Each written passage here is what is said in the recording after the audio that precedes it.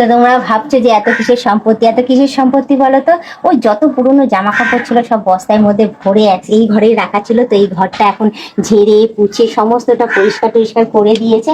আমি ঝাড়িনি, আবার ভেবো না যে আমি ঝেড়েছি, আমি এসব কাজ করতেই পারি না। আমি সবসময় ওপর দিয়ে ঝাড়া পোছা করি, কিন্তু ভেতরে জিনিস কোনো কিছুতে আমি হাত লাগাই না। কত বছরের পুরনো বলো এগুলো। এই দেখো কি সুন্দর, একদম মজবুত, কমফি পুরো একদম। কি সুন্দর ট্রলি ব্যাগটা, তার মধ্যে দেখো কত পুরনো পুরনো ছোট ছোট কাঁথা।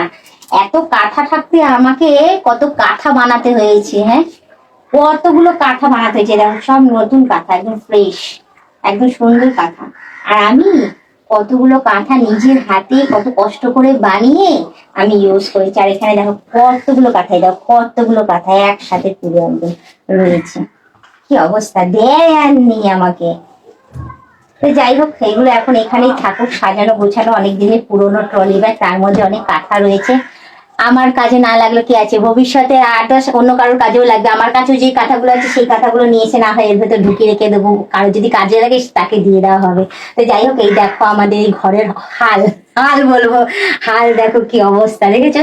এই সেদিনই বেশ পরিষ্কার করে সমস্ত কিছু ঝেড়ে ইয়ে করে যত বিছানা পাতি ছিল সমস্ত কিছু ঝেড়ে পরিষ্কার টরিষ্কার করে দেওয়া হয়েছে। আর ওদিকে আজকে আমি ছাদটাও দেখাই, ছাদের কি অবস্থা হয়েছিল। এই একটু আগে আমি জল টল দিয়ে ঝাড় দিয়ে সমস্তটা ছাদ আমি পরিষ্কার করে দিয়েছি। আর একদিকে আসো, কত কিছু ছিল আমাদের ওপরের ঘরে, সেটাও দেখো সাইডে সমস্ত কিছু। আমাদের কত সম্পত্তি দেখেছো, দেখো দেখো আমাদের কত সম্পত্তি।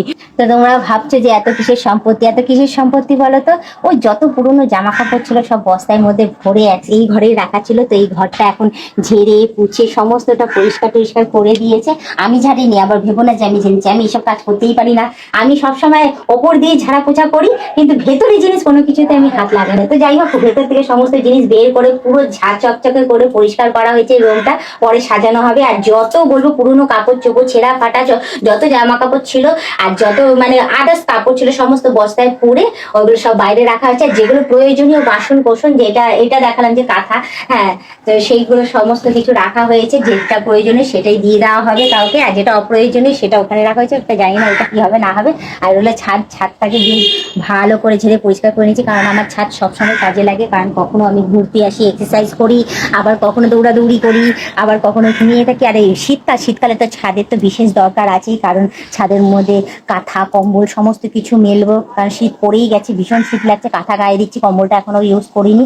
তো যার জন্য আজকে বিশেষ করে ছাদটাকে ভালো করে ঝিরে জল দিয়ে পরিষ্কার করেছি। তার মধ্যেও বলবো যে আবার নেক্সট সপ্তাহে আমি আবার কি করবো, জল দিয়ে ঝাড় দিয়ে দেবো। কারণ এই দেখো কি অবস্থা হয়ে গেছে, পুরো সাদা সাদা হয়ে গেছে। এগুলো আমি একেবারে ঝেড়ে আমি তুলতে পারছি না, কারণ 3-4 বার করে ধোবো, ধুয়ে ভালো করে পরিষ্কার করে তারপর হবে। কিন্তু আজকে আমি আর পাচ্ছি না, হাঁপিয়ে গেছে। তো যাই হোক, এই দেখে নাও আমার সমস্ত কিছু পরিষ্কার হয়ে গেছে। হ্যাঁ, মানে বলবো যে শীতের যে পুরনো যত জামা কাপড় ছিল সেগুলো বাদ দিয়ে ঝাড়া পোছা পরিষ্কার সমস্ত কমপ্লিট করে দিয়েছে। আর বাদ বাকি কাজ আমি করে দিয়েছি, শেষ আজকের কাজটা। তো আমাকে এর মধ্যে আমাকে কেমন লাগছে অতি অবশ্যই কমেন্টে জানিও। আর আমাদের এই ঘর ঠরগুলো কেমন লাগছে সেটাও কিন্তু কমেন্টে জানিও, ঠিক আছে? তো যাই হোক, শুভ শীত তোমাদের সবাইকে, শীত আসুক। আরো বেশি বেশি করে সোয়েটার, গরম কাপড় সমস্ত কিছু পরো, গরম খাওয়া দাওয়া খেও, ডিম বেশি করে খেও, নিজের শরীরের যত্ন নিও, ঠিক আছে? আর মাফলার জড়িয়েও বলবো।